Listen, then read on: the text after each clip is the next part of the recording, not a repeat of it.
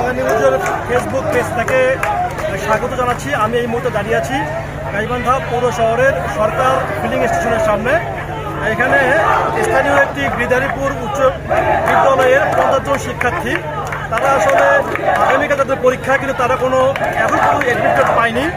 এর ফলশ্রুতিতে ওই বিক্ষুব্ধ শিক্ষার্থী এবং তাদের অভিভাবকরা এরকম কলেজের ফিলিংসের সামনে রংপুর ঢাকা মহাসড়কে অবস্থান নিয়ে 8:30 থেকে এখানে অবরোধ সৃষ্টি করে।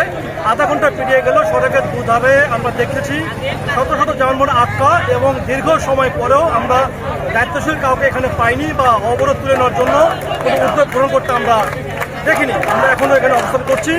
আপনারা দেখছেন যে এখানে যারা অবরোধকারীরা তারা এখানে বিভিন্ন মিছিল দিচ্ছে এবং তারা এসে এখানে পানি খাচ্ছে।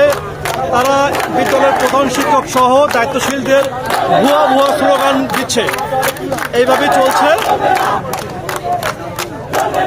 তাদের দাবি যে আমাদের দ্রুত প্রবেশপত্র দেওয়া হোক। এখানে সড়কের দুধারে শত শত যানবাহন আটকা। আপনারা দেখতে পাচ্ছেন যানবাহনের খুব লম্বা সারি, দীর্ঘ সারি। পলাশবাড়ি আদর্শ হাই স্কুলের শিক্ষার্থীর তাদের ভবিষ্যৎ অনিশ্চিত,